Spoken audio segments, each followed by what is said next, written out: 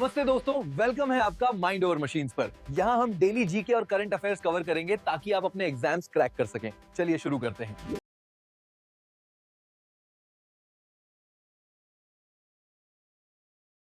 आज हम एक साथ मिलकर भारत की कहानी के कई अलग अलग धागों को बुनने वाले हैं। हम देखेंगे कि कैसे 1500 साल पुराना संगमरमर हो, भविष्य की तकनीक हो या फिर ग्लोबल स्टेज पर भारत के बढ़ते कदम, ये सब कहीं ना कहीं आपस में जुड़े हुए हैं। हाँ, मुझे पता है ये सवाल सुनने में थोड़ा अजीब लग सकता है ना?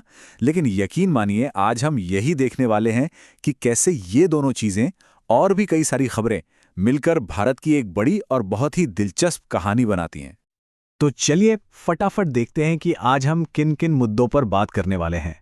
हम अपनी सांस्कृतिक जड़ों से शुरू करेंगे, फिर डिजिटल दुनिया के नए नियमों को समझेंगे, ग्लोबल स्टेज पर भारत का रोल देखेंगे और आखिर में अपने एक पड़ोसी देश से आई एक बहुत बड़ी खबर का विश्लेषण करेंगे। तो चलिए अब गहराई से उतरते हैं, शुरुआत करते हैं उन कहानियों से जो सीधे भारत की सांस्कृतिक पहचान की जड़ों से जुड़ी हैं। तो पहली बड़ी खबर आ रही है गुजरात से।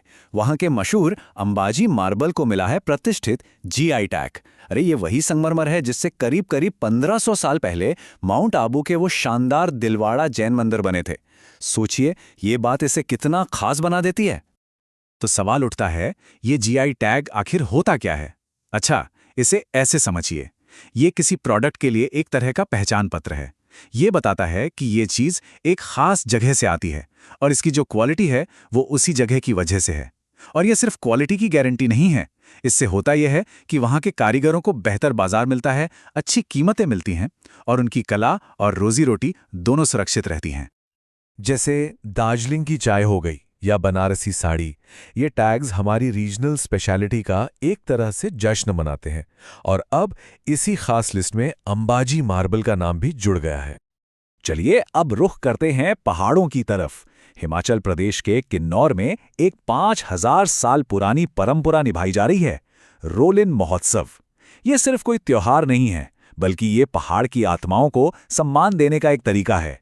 और ये दिखाता है कि कैसे ये समुदाय आज भी नेचर के साथ कितने गहरे तालमेल में जी रहे हैं। और इसी भावना को आगे बढ़ाते हुए लद्दाख में तो समझिए इतिहास ही बन रहा है।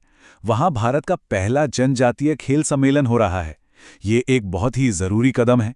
सोचिए, बॉक्सिंग और ताइक्वांडो जैसे खेलों में 200 से ज्यादा आदिवासी एथलीट्स को अपनी प्रतिभा दिखाने का एक नेशनल प्लेटफॉर्म मिल रहा है। ये मेन स्ट्रीम स्पोर्ट्स में इंक्लूसिविटी को बढ़ावा देने की एक शानदार कोशिश है। तो ये तो थी हमारी विरासत की बातें। अब यहां से गियर बदलते हैं और सीधे चलते हैं भविष्य की ओर। इस सेक्शन में बात होगी उन पॉलिसीज और टेक ब्रेकथ्रूज की जो भारत के डिजिटल लैंडस्केप को पूरी तरह बदल रही हैं। अब ये जो खबर है ये हम सब के लिए बहुत बहुत जरूरी है। सरकार ने नए डेटा प्रोटेक्शन रूल्स जारी कर दिए हैं। आसान भाषा में कहें तो अब ये नियम तय करेंगे कि कंपनियां हमारे पर्सनल डेटा का इस्तेमाल कैसे कर सकती हैं। मतलब हमारी ऑनलाइन प्राइवेसी को बचाने के लिए इन नियमों को सख्ती से लागू करने के लिए एक डेटा प्रोटेक्शन बोर्ड भी बनाया गया है।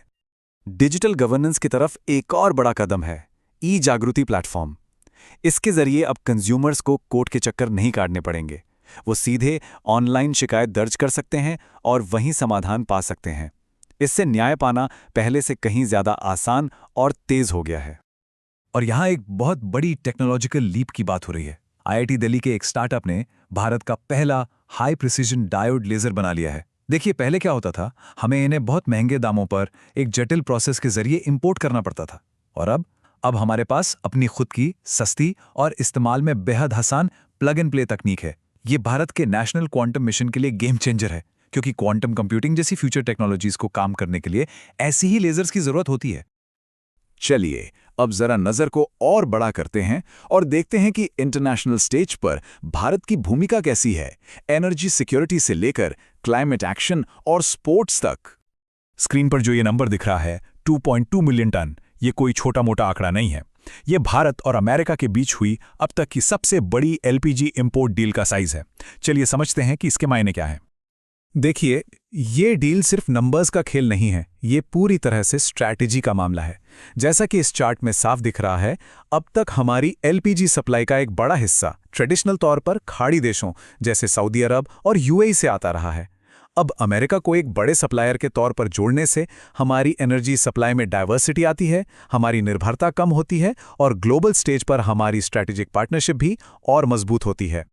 अब एक और बड़ी खबर आ रही है ब्राजील में हुए COP30 समिट से। वहां बेलेम एक्शन प्लान को अपनाया गया है। ये दुनिया में अपनी तरह का पहला प्लान है जो क्लाइमेट चेंज और हेल्थ को सीधे सीधे जोड़ता है। इसकी 3 सिंपल प्राथमिकताएं हैं। पहला, जलवायु से जुड़ी बीमारियों पर नजर रखना। दूसरा, हमारे हेल्थ सिस्टम को आपदाओं के लिए तैयार करना। और तीसरा, जो सबसे कमजोर समुदाय हैं उनकी रक्षा करना। और ग्लोबल स्टेज पर स्पोर्ट्स की बात करें तो भारत एक बड़े इंटरनेशनल इवेंट की मेजबानी भी कर रहा है।